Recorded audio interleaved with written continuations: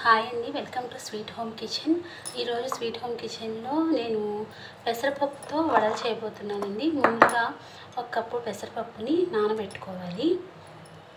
తర్వాత ఇదే కప్పుతో 2 కప్పులు బియ్యం పిండిని తీసుకోవాలి. అండ్ అల్లం, పచ్చిమిర్చి తరిగి పెట్టుకోవాలి. కరివేపాకు తరిగిన అల్లం, పచ్చిమిర్చి. ముందుగా ఈ పెసరపప్పుని మనం మిక్సీ పట్టుకోవాలి మెత్తగా.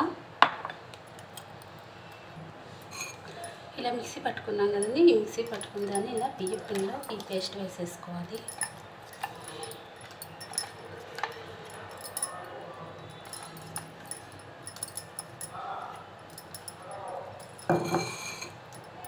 తర్వాత ఈ తరిగిన అల్లం, పచ్చిమిర్చి, కరివేపాకు ఇందులో యాడ్ చేసుకోవాలి.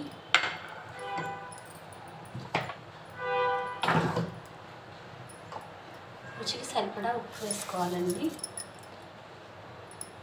బియ్యం పిండి, పెసరపప్పు అది మీ క్వాంటిటీ. ఇంట్లో ఎంతమంది ఉంటారో వాళ్ళకి ఎంతైతే సరిపోతుందో అంత బియ్యం పిండిను పెసరపప్పు తీసుకోండి, అది మీ ఇష్టం.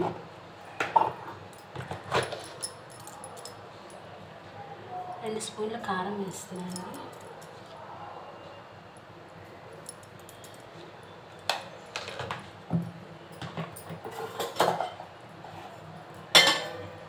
అండ్ జీలకర్ర.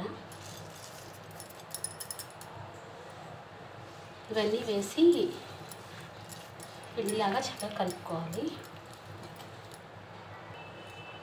ఇలా కొద్ది కొద్దిగా వాటర్ పోసుకుంటూ దీన్ని కలుపుకోవాలి. మరి పలచగా ఉండకూడదండి పిండి అనేది. మనకి వడల్లాగా కొంచెం గట్టిగా కలుపుకోవాలి.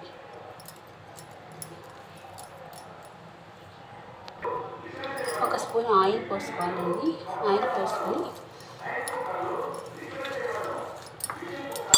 చూస్తున్నారు కదా, ఇలా పిండి ముద్దలాగా కలుపుకోవాలి.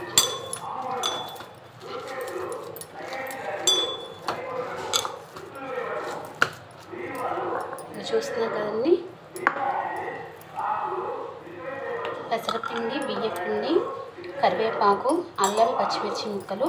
మీరు వేసుకోవాలనుకుంటే ఆనియన్స్ వేసుకోవచ్చు, ఇంకేమైనా కూరగాయలు కూడా వేసుకోవచ్చు. కాకపోతే నేను సగ్గుబియ్యం వేసుకోవచ్చు నానబెట్టుకుని. ఇలా కడాయి పెట్టుకుని ఇందులో నూనె పోసుకోవాలి. చూస్తున్నారు కదండి, ఇదిగో ఇలా మనం తయారు చేసుకునే పిండిని ఇలా చేతిలోకి తీసుకొని కొంచెం ఇలా ఒత్తేసుకోవడం. ఈ వడల్లాగా ఇలా వేసేసుకోవాలి. ఇందులో మనం ఆనియన్స్ వేసుకోవచ్చు, ఇంకా క్యారెట్, అలా ఏమైనా పీసెస్ వేసుకోవచ్చు.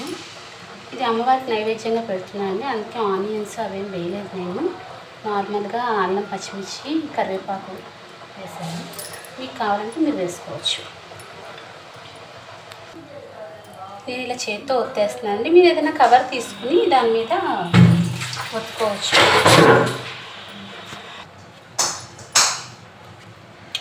ఇదిగోనండి, వేడి వేడి పెసర వడలు రెడీ అయిపోయాయి.